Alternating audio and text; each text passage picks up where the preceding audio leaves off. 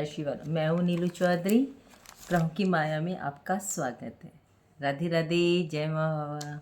आपको मैं बताऊंगी कि 12 वर्ष बाद आपके जीवन में ग्रहों की स्थिति में गोचर में इस प्रकार का बदलाव हो रहा है कि आने वाले समय में सफलता तुम्हारा इंतज़ार कर रही है। मतलब ये आप सोचेंगे कि ऐसा कौन से ग्रह का बदलाव हो रहा है कि आपके जीवन में बहुत कुछ बड़ा होने वाला है। ग्राफ आपके सामने खुला हुआ है। अब मैं आपको बताऊंगी कि 12 वर्ष बाद कौन सा बदलाव हो रहा है। मैं आपको ये चंद्र राशि के अनुसार बता रही हूँ, नहीं तो आप इसको नाम और लगन के अनुसार भी देख सकते हैं। कुंभ राशि वालों, 1 मई 2024 को गुरु बृहस्पति दोपहर 12:59 से लेकर 14 मई 2025 तक वो मेष राशि को छोड़कर वृषभ राशि में प्रवेश कर रहे हैं। कुंभ राशि वालों, ये देव गुरु बृहस्पति इतना महत्वपूर्ण क्यों है? क्योंकि ये नव ग्रहों में सर्वश्रेष्ठ है। जिसके जीवन में ये शुभ अवस्था में आ जाए तो उनकी काया पलट देते हैं। वो महादशा में हो, अंतरदशा में हो, अति अंतरदशा में हो, गोचर में हो, काया पलट रख देते हैं। ये 1 मई 2024 को जब मेष राशि को छोड़कर ये आपके चतुर्थ भाव में आएंगे। ये काल पुरुष की कुंडली में चतुर्थ में देव गुरु बृहस्पति उच्चस्थ के माने जाते हैं। आपके जीवन में यहाँ विराजमान हो रहे हैं। तो मैं आपको बताना चाहती हूँ कि एक राशि में देव गुरु बृहस्पति 1 वर्ष तक रहते हैं। ये आपकी कुंडली में 12 वर्ष के बाद मेष राशि को छोड़कर वृषभ में चतुर्थ भाव में आए हैं। तो ये आपकी राशि में इतना पावरफुल है कि आप सोच नहीं सकते। आपके जीवन के भाग्य को बदल देंगे। आप देख रहे हैं कि अष्टम में केतु क्यों है, इससे क्या हो रहा है। 18 मई 2025 तक केतु भी अष्टम में बैठे हैं। और ज्योतिष के अनुसार जब भी कोई ग्रह किसी से पंचम हो और जिस ग्रह से पंचम हो और उससे ही नवम हो तो नवम पंचम राज योग बनता है, जो ज्योतिष में शुभ माना जाता है। अष्टम भाव के केतु को भी बृहस्पति ने एक्टिव कर दिया और बृहस्पति की 5वीं दृष्टि भी केतु के पास चली गई। और ज्योतिष में कहा जाता है कि यदि बृहस्पति की दृष्टि केतु पर चली जाए तो केतु की नकारात्मक दृष्टि खत्म हो जाती है। कुंभ राशि वालों, चलिए बताती हूँ कि बृहस्पति का परिवर्तन कौन कौन से आपके लिए राजयोग लेकर के आ रहा है।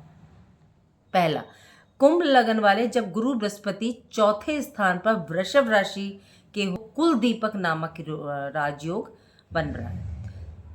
सबसे पहले ये केतु की नकारात्मक दृष्टि को खत्म करेंगे। इससे होगा क्या, जिन्होंने आपका बुरे वक्त में आपको महत्ता नहीं दी, आपका सम्मान नहीं करा, आपको आपकी औकात दिखाई है, तो आप उसको अपने जीवन से अब जाने को बोलेंगे। क्योंकि ये बृहस्पति आपको मान सम्मान दिलाएगा। दूसरा, ये आप दृढ़ निश्चय बनाएगा। अब आपको ये कठोर बनाएगा। अब आप जो सोचेंगे वो सिर्फ अपने लिए सोचेंगे, दूसरों के लिए नहीं सोचेंगे। तो अब दूसरों की मदद करके आप अपना बहुत कुछ आपने जो खो दिया है, अब आप अपने बारे में, स्वयं के बारे में सोचेंगे। ये आपके जीवन को सुखद बनाएगा। सामाजिक वैल्यू बढ़ेगी आपकी, तो आपके जीवन में तरक्की के रास्ते भी खुलेंगे। चतुर्थ भाव में जो ये कुल दीपक नामक राजयोग बना है, इसकी सप्तम दृष्टि कर्म भाव आपने अपने मित्र की राशि पर है। ये आपको रोजी रोजगार के नए रास्ते खोलेगा। या जिनका बिजनेस नहीं चल रहा था, अब वो बेरोजगार थे, तो अब ये योग बनेगा।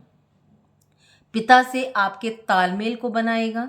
जो चतुर्थ भाव का बृहस्पति आपको गुप्त धन दिलवाएगा। या आप पॉलिटिक्स में हैं तो आपको सफलता दिलवाएगा। बृहस्पति की पंचम दृष्टि अष्टम में केतु पर है, तो जो आपके विवाद हैं ससुराल पक्ष से ठीक करेगा। वैवाहिक जीवन में आपको सफलता दिलाएगा। व्यर्थ के यदि आपके मुकदमे चल रहे थे तो अब आपको सफलता दिलवाएगा। नए व्यापार का योग बनाएगा। जॉब परिवर्तन के योग दिखा रहा है।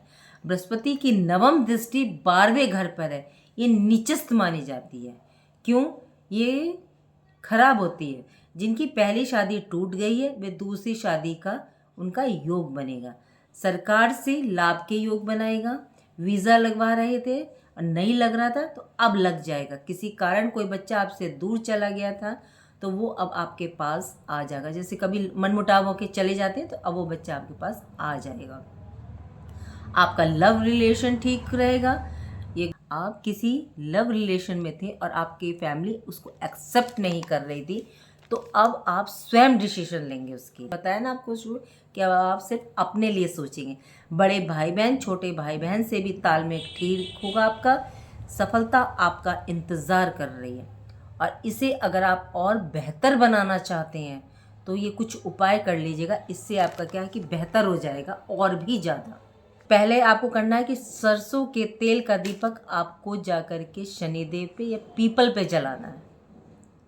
दूसरा कि आप शाम के समय शनि चालीसा के जितने पाठ कर सकते हैं 11, 21, 51 शनि चालीसा का पाठ करें। तीसरा है कि आपको कृष्ण भगवान को केले का भोग लगाएं। आपको सैटरडे को शनिवार को अब आपको एक चीज़ का त्याग करना है कि आपको नॉन वेज नहीं खाना है, शराब नहीं पीनी है, क्योंकि इससे उच्च निर्णय दे रहे होते हैं तो इसका विपरीत डिसीजन आता है फिर। तो आपको सैटरडे के दिन नॉन वेज और शराब नहीं पीनी है। और एक चीज़ और कि जैसे किसी ने कहा था कि अगर हमारी राशि में ये ग्रह नीच बैठा है, आपको एक बात क्लियर बता देती हूँ कि ये जो 12 राशियों के लिए इस बार काफ़ी अच्छा आया है अपने। तो ये अब ये तो है नहीं कि अगर सारे अमीर हैं तो सारे ही अमीर रहेंगे। ये आपके हॉरोस्कोप पे भी डिपेंड करता है कि आपका वो ग्रह कितना नीचस्थ है, कितना उस पर क्रूर दृष्टि पड़ रही है, कितने पापस्थ स्थिति में है, क्या वो षष्टम भाव से उसका ये गोचर हो रहा है या नहीं हो रहा है, ये सब आपके हॉरोस्कोप। लेकिन अगर प्लस आया है इस राशि वालों के लिए तो प्लस तो चाहे थोड़ा ही मिले लेकिन मिलेगा आपको इसका। तो चलिए, राधे राधे, जय माँ बाबा।